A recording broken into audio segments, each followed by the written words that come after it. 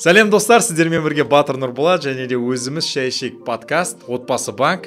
Біздің парақшаға тіркеліп кетіңіздер, лайк, пікірлеріңізді жазып кетіңіздер.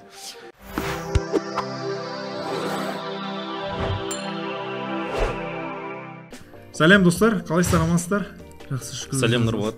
Біздермен бірге Жоламан және Мирас. Жігіттер, өздеріңізді таныстырып кетсеңіздер. Все, бастаңыз. Мен бастайын ба? Бастаңыз. Мен орысша сөйлеймін, Нұрболат қазақша болады. Жоламан қонағыңыз болады. Жоламан, приветствую тебя. Ты сегодня на нашем подкасте гость. Давай мы тебе дадим слово как гостю. Первым, что представить. Да, давай. Все, хорошо. Я начал на русском. Қазақша жалғастыра берейін. Мен Жоламан. Кейбіреу білер, кейбіреу білмейді. Стендап комикпін. Стендап дегенде орысша сразу, но біз қазақша тілді дамытып келе жатырмық. Қазақша контентті уже 2 жыл болып қалды. Ютубта да бармыз. Жалпы өзіміздің Леп Клаб деген жекеменшік кішігірім жерімізде бар стендап өтетін. Жалпы сол жерде стендап өткіземіз. Жалпы КВН ойнағанбыз, стендапермін. Сол жалпы өзімді қысқаша таныстырғанда. А родом вообще откуда? Стендап арқасында мен мынандай подкаст. Родом откуда ты вообще? Родом с Кокшетау. С Кокшетау. Здесь просто как? Живешь, родители здесь, родственники? Нет, как? Все там? Тут никого нет, я солардан қашып келдім. Мына жақта өзің қателеспесем жалдамалы пәтерде тұрып жатсың. Иә, жалдамалы пәтерде тұрып жатырмық. Және де ипотекаға қарсысың.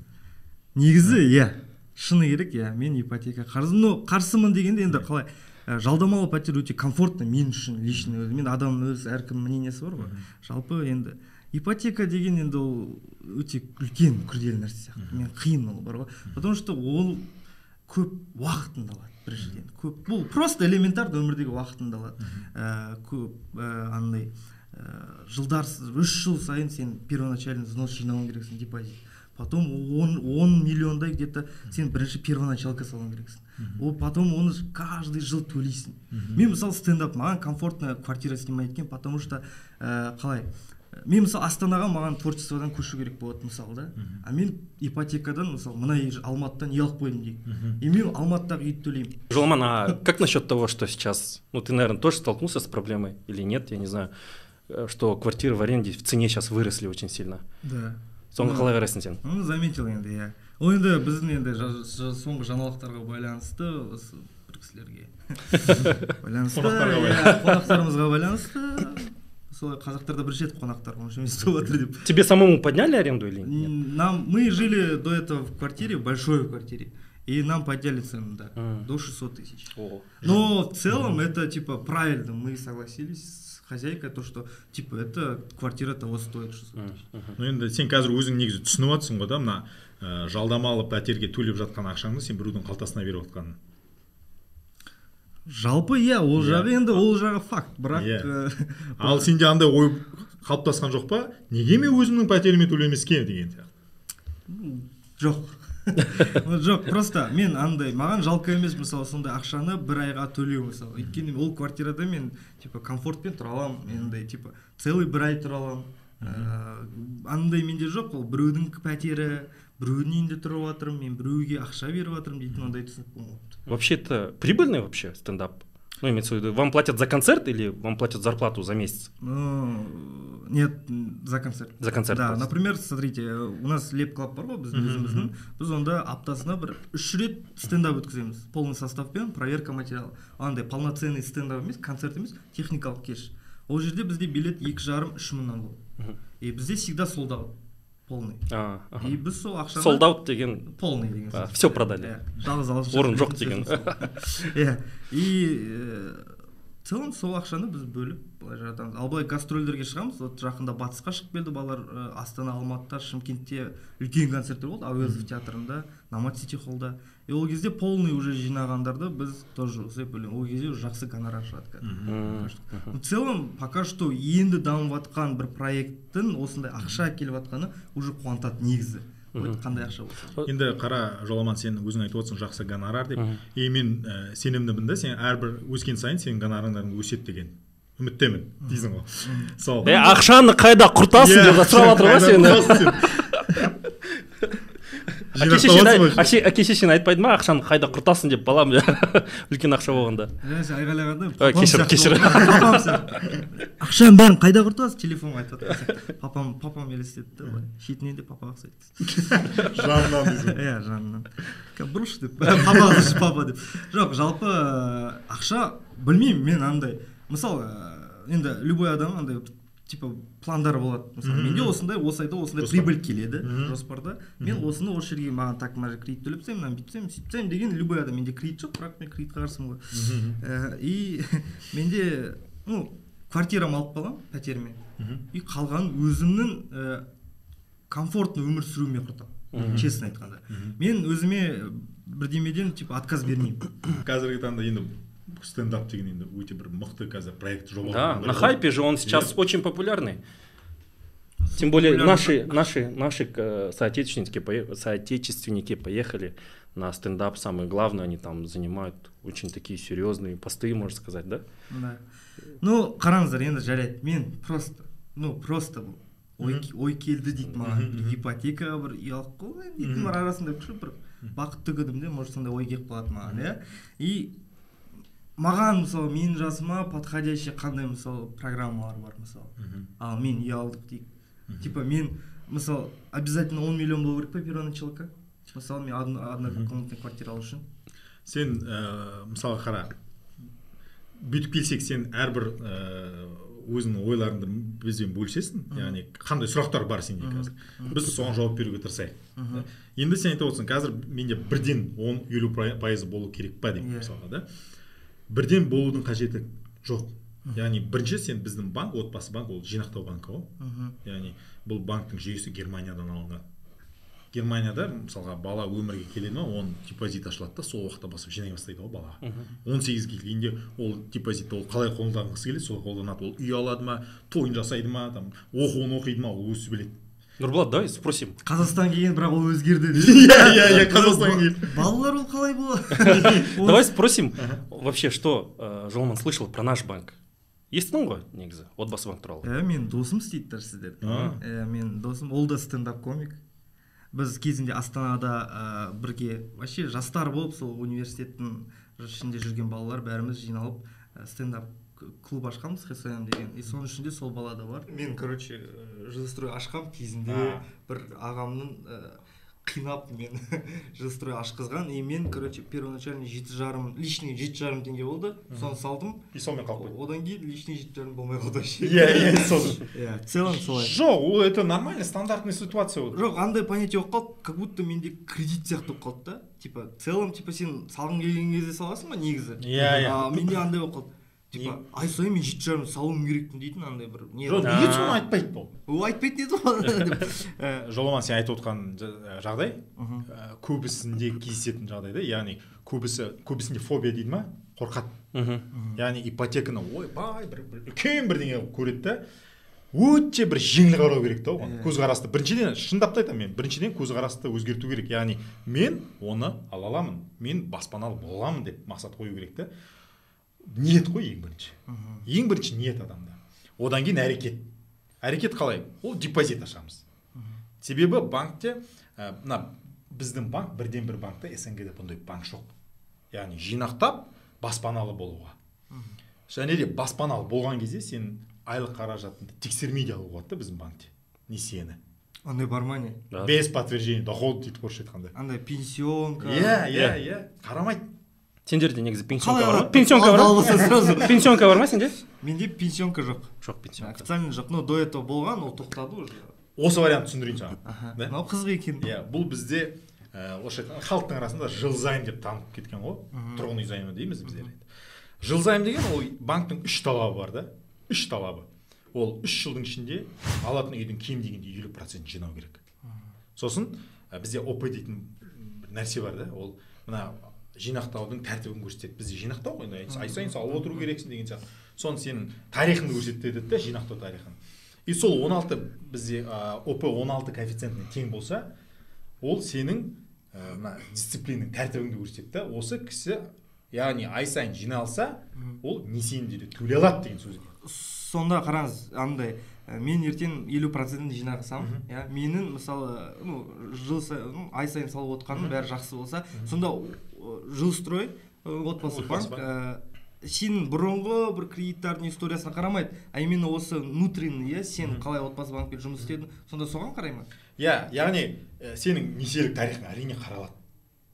Несиелік тарих ол әр жерде қаралады, себебі дейтін сен өзің мысалға жұмыс істемейтін, немесе кезінде біреуден қарыз алып бермейтін достарың емес, сен таныстарыңа қарыз ақша бермейсің ғой.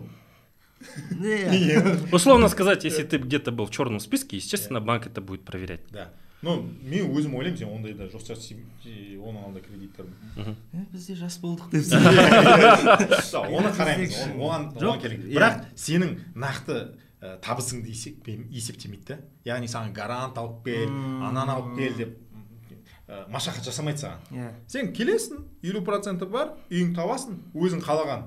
Астана, Алматы болсын, вторичка, первичка, допустим. Соны таңдайсың, алып келесің де банкке кепілге қоясың да, несие рәсімдейсің. Болды.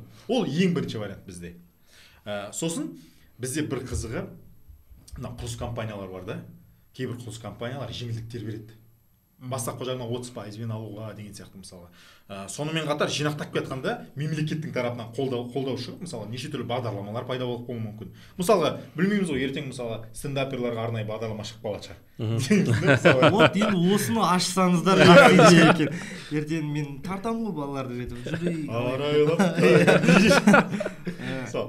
мысалы ретінде айтып отырмын да, жастарға бағдарлама шығып қалатын шығар.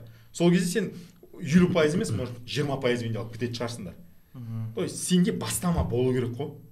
По-любому. Сондықтан ең бірінші көзқарасыңды өзгертесің, ниетіңді, мақсатыңды айқындайсың, ниетіңмен әрекет жасай бастайсың. Болды. Енді бір жағынан қызық, бір жағынан ойлану керек бұл. Үйге барып, өз-өзімен талқылау керек. Мына жерде екінші сұрақ туындайды. Мен қазір мана басында айтып өттім ғой, біреудің қалтасының төлгенше өзімнің пәтеріме неге төлемеске дейсің. Сен айтасың, мен Алматыда емес, мен Астанада тұрамын, может Ақтөбеге кетіп қаламын деген сияқты алып да. Ол кезде сенің өз квартираңды біреуге жалдауға, немесе сатып жіберуге мысалы ешкім саған шектеу қоймайды ғой. Тем более несиеге үй алсаң да сен оны сатып жібере аласың. Оны мен ипотеканы төлеп бітіргенше дейін сата аламын ба? Әрине, сата аласың. Ол неде тұрған жоқ па андай? Тұра берсін. Залогта тұрған жоқ па? Залогта тұрады, бірақ сата аласың сен оны. Ондай возможность бар. Кредитті жауып сатасың. Қалай сонда мен сатып, мысалы 20 миллион қалдым, 30 миллионға саттым. Сатып, кредит жаусын. Қалған ақшасын алып қойсын. Сөйтіп сразу первоначалка салып. Содан кейін барып Алматыда кредитті жауып, Ақтөбеге барасың, Ақтөбеге бастапқы жарнаны құясың да, қайтадан пәтер аласың. Қызық екен. Бірақ енді өзің Мирас білесің, бізде енді шыны керек халықта жинақтау мәдениеті әлі қалыптаспаған. Өкінішке орай. Жоқ, енді адамдар жинағысы келмейді, может сенімі жоқ па, немесе шыдамдылығы, сабырлығы жоқ па, бірден салып, бірден алғысы келеді. Андай стендап болған, то что біз депозитқа бүгін 30 мың салып қойсақ, келесі күні таңертең снимать етіп алып тұрады. Сондай мысалы. Иә, сол ғой. Адамдар сабырсыз да кішкене, енді ондай бар енді. Ащы болса да ол шындық қой енді. Сол себепті біріншіден жинақтау мәдениетін өзіңді үйретіп, егер де жинақтап, осы мана айтқанды барлығын талаптарды сақсаң, сен ең тиімді займ аласың. Бірақ банктың бір қызығы, біздің отбасы банк әрбір азаматтың жағдайына қарап ыңғайлы бағдарламалар шартта, мысалға 50% жинақтамай, мысалы бір үйін сатып жіберді бұрынғы, немесе машинасын сатып жіберді, бірден салғысы, бірден алғысы келеді. Біз оған айтпаймыз, жоқ, 3 жыл күтіп отыр деген сияқты, жоқ, айтпаймыз. Сол себепті оған біз аралық займ береміз. Аралық займ дегеніміз бірінші аралық уақытта ол жоғарғы пайызбен төлейді да, мысалға 11-5%, қазіргі жағдайға келетін болса. Промежуточный займ. Жылдық, жылдық процент. 11-5% десек те, ол басқа ипотекалық бағдарламаларға қарағанда әлдеқайда арзан. Она все равно самая выгодная в Казахстане. Даже если, сравнивать с другими банками, в нашем банке она самая выгодная. Ол болашақта, мысалға, сенде депозит бар ма? Жоқ. Депозит жоқ. Егер де сен депозит ашып қойып, 1 жыл жарымнан кейін, кем дегенде 1 жыл жарымнан кейін аралық займ алам десең, онда тек қана сен 1 жыл жарым төлейсіз, 11-5%. Одан кейін ол 5%-ға не төмендейді. Пайыз төмендейді. Қанша жылдан кейін? 1 жыл жарымнан кейін. Сосын, міне мана айтып отырсың ғой, табыс деп. Бірақ бұл займ түрінде табыс тексеріледі. екінші жағдай мына жерде. Тогда бросаешь стендап, идешь на завод работать, короче. Мен андай отырмын. Серьезно? Сонда бір подвох бар екен ойын. Нет, это... Табыс көзінен келетін болсақ, мана айтып отырсың ғой сен. 30 миллион алам деп келеді де, бірақ 20 миллионға жетіп қалады деген сияқты. Бізде алдын ала табысты растау мүмкіндігі бар да, банкте. 5 минуттың ішінде саған санап береді. Сен қандай сомаға несие аласың. Сейчас на самом деле вот эти сервисы онлайн очень сильно развиты. И как раз таки вот в Басыбанке мы сейчас большой упор делаем на онлайн, чтобы люди после ковида, после коронавируса, да, люди сильно болели, да, в то время. И как раз таки в этот момент мы сделали очень хороший переход на онлайн, чтобы люди меньше контактировали, условно, там был меньше риск заболеваний. И с этого момента у нас пошло то, что, во-первых, ты не теряешь время вообще абсолютно, никуда не ходишь. Ты для того, чтобы оформить ипотеку, открыть депозит, оформить ипотеку, тебе достаточно смартфон и удостоверение личности, и все, тебе больше ничего не нужно. Это, во-первых, вот я как сказал, сократило время ожидания, потом из-за коронавируса мы перестали контактировать, чтобы не заразиться этим. Вот, и в принципе сейчас практически полностью весь процесс карты клиента, да, можно будет пройти от открытия депозита, получения консультации, открытия депозита, оформления ипотеки, и только на последнем шагу ты приходишь в банк, там условно расписываешься, пакет документов сдаешь и получаешь ипотеку. Вот до того упрощено сейчас все. Давай, Нурбулат, сейчас попробуем, все мифы сейчас развеем. Насколько вообще легко открыть депозит в Басыбанке удаленно? Вот, давай сейчас подскажем Жоламану, куда зайти, что нажать, и пусть он сам попробует открыть депозит. Тут можно? Да, прям удаленно, сейчас? Прямо здесь, на студии, никуда ехать не надо. Просто бүйтейік, Жоламанға звондап көрейік. Звондай аламыз ба? Бізге видео оператор шығады ма? Және де қалай ол процесс қалай жүреді, соны сен өзің көр, өз көзіңмен, сосын біздің тіркелушілер де көрсін. Көрейік. Затқа кіресің, отбасы hsbk.kz сайтына кіресің. Қалай дедіңіз? Отбасы банк деп жаз, отбасы банк деп. Гуглға тересің, отбасы банк. Сосын мына жерде бізде мынандай кнопка тұр, міне телефонның суреті, міне астыда. Мынаны қалай көрсетеміз? Жоқ, міне запись экран жазайын ба? Камераға көрсет. Міне мынаған. Қай камера? Міне мына кнопканы басасың, телефонға ұқсайды. Басып көрші. Міне асты и тұр ғой. Мынаны. Бас сол кнопканы. Все. Сосын видеобанк. Выберет услугу, давай депозит ашу. Открыть депозит, міне бірінші тұр. Одан кейін номер телефоны, өзіңіздің номер телефоны жазасың. Иін. Жазып аласыздар ода. Иін, сосын фамилия. И атыңыз. Болды, астыда қарай. Міне, начать звонок. Асты атады. Бас, продолжить. Все, кеттік звондап. Бұл жерден қазір адамдарға көрсетеміз ғой. Мысал ретінде звондалады ма, звондалмайды. Прямо на примере сейчас мы покажем, что можно открыть депозит удаленно. Что это очень легко и просто сейчас сделать. Андай музыка қосып қояйық та, тың. Или қалай қандай музыка? Повторить дейін ба? Продолжить. Мына жерде енді кішкене уақыт алады. Былай қалай асып тұрған жоқсыз ғой да негізі? Нормально. Видеоқоңырауға қош келдіңіз. Есімім Айман болады. Депозит ашуға өтініш қалдырған екенсіз, иә? Сол. Депозит, иә. SMS-код жібердім сізге, 6 сан код айтып жібердім. 133. Айта берейін ба? 133 451. Жақсы, камераға қараңыз, сізді сурет кетіремін.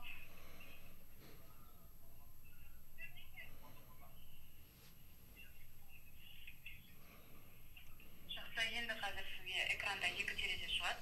Плюсті басып, жеке куәлігіңіздің алдын артын суретке түсіріп жүктейсіз. Міне мынаны басасың, бірінші бетін саласың. Түсіріп. Ол Жақсы. Қазір, екінші.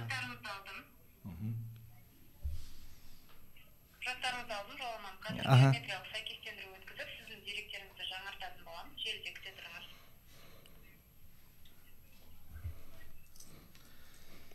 Осылай подкастта отырып баспанаға бір қадам жасаймыз. Иә. Аяқ астынан. Ертең мамамға үй алдың ба сен? Депсің. Күткеніңізге рахмет, сіздің деректеріңіз жаңарды.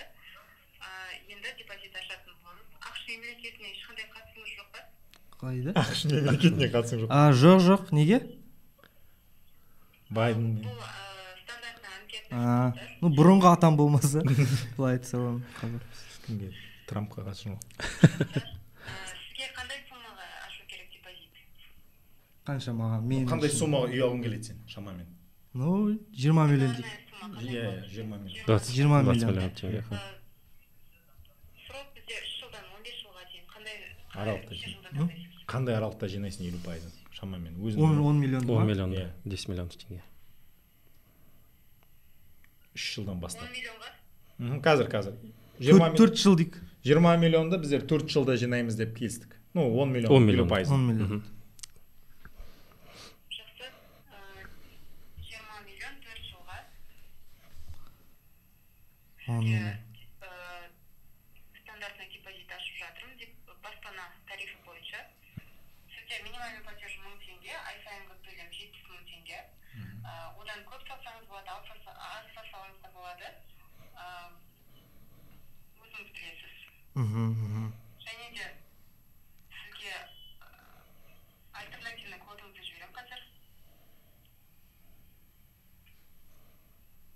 Осы альтернативный код арқылы толықтыра Пришло. депозитіңізді Каспий банк, Евразийский банк, банк Центркредит, Жусан банк, Народный банк комиссиясыз толықтыра аласыз.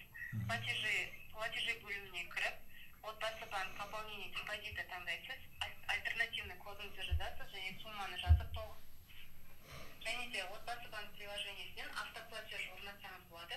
Басқа банктың картасын тіркеп және бір күнді белгілеп, сол күні списание болып тұрады. Автоматически. Все түсіндім. Енді және де сізге жыл сайын Госплемекстрат мемлекеттік сыйақы және банктың өзінің вознаграждениесі 2%. Мемлекеттік сыйлығы қанша пайыз көлемінде түседі? Мемлекеттік сыйлық ақы 200 МРП-ға максимально 612 600 теңгеге, сізге 122 520 теңге. Бір жылда бұл, да? Бір жылда, жылдың соңына дейін кетім. 20% көлемінде. 20%. Мысалы, сіз бір жылда 1 миллионға толтырсаңыз, депозитіңізді сізге 612 600 теңгеге 122 520 теңге түседі, қалған сумманың премиясы келесі жылға өтеді. Сен, получается, мен депозит аштым ғой? Аштым. Мен аштым ғой, иә? Да. Получается. Депозит сізге сәтті түрде ашылды. Қазір приложение отбасы банктың мобильді қосымшасын жазып алсаңыз болады, телефоныңызға регистрация жасайсыз, жеке куәлігіңіздің номермен немесе альтернативный код арқылы номеріңізді жазасыз, сізге СВС код келеді, кодты тіркейсіз және жаңа пароль құрастырасыз өзіңізге жаттанды. Все, хорошо. Номермен, парольмен кіре аласыз. Все, рахмет көп. Личный кабинетте, приложениеде барлық ақпаратты көре аласыз. Түсінікті. Рахмет. Қосымша сұрақтарыңыз бар ма? Жоқ, менде жоқ. Мен довольно қуанып отырмын. Сколько минут прошло? Мына 5 жерде минут екі прошло. эксперимент. Эксперттер отыр, сондықтан сіз уақытыңызды алмай. Рахмет көп ашқаныңызға. Жақсы, қосымша сұрақтарыңыз болса, 300 номеріне хабарлассаңыз болады, ол біздің колл-центр. Және де сайттан заказать видеозвонок десеңіз, видео операторға қоса аласыз. Иә, все, хорошо. Рахмет көп. Хабарласқаныңызға рахмет, күніңіз сәтті өтсін, оператордың жұмысын бағалауын жасаймыз. Сау болыңыз. Сау болыңыз. Қанша минут? Сколько минут прошло? Шамамен 5 минут. 5 минут, и у тебя есть депозит. Уже первый шаг ты сделал. Ну что, депозит открыли. Нет, ну вот следующим шагом теперь я советую тебе подключить автоплатеж. Скачиваешь мобильное приложение, и у тебя каждый месяц, там, ты выбираешь себе дату, и каждый месяц у тебя определенная сумма денег будет автоматически переводиться на твой депозит в Отбасы-банке. Это твои же деньги, которые будут лежать на депозите, и ты будешь копить на свое жилье. Шын айтқанда мен андай, сіздер толықтай ойымды өзгерткен жоқпын. Мен үйге барып ойланамын, но бір какой-то шаг істеп қойдым мен. Но мен қазір ойланып отырмын, а если на самом деле реально жинап, попробовать, типа көруге, типа сен ешкім қинап жатқан жоқ, и өзің білесің қанша саласың, қашан саласың деген сияқты ғой. Өзің үшін өзің инвестиция салып жатсың ғой былай қарасаң. И сәл үйге барып анализ ету. А в целом өте прям мен ойымды почти өзгертуге келдім. Керемет. До этого олай білген жоқпын, то что депозитті осылай онлайн түрде аша салуға болады дейтін. Білген жоқпын. Вот осыны білген жоқпын мен. Осымен тамамдайық достар. Сіздермен болған Батыр Нұрболат, Жоламан, Мирас, өзіміз шай ішейік подкасты пайдалы ақпарат алдыңыз деген ойдамыз. Сіздерде достар, егерде ипотека рәсімдейміз деген ойларыңыз болса, онда бізде Академия ипотеки жобасы жүріп жатыр. Біздің каналдан міндетті түрде қараңыздар, тіркеліңіздер, пікір қалдырыңыздар, сонымен қатар løпілдеріңізді басыңыздар достар. Сау саламатты болайық. Өзіміз шай ішейік. Хей!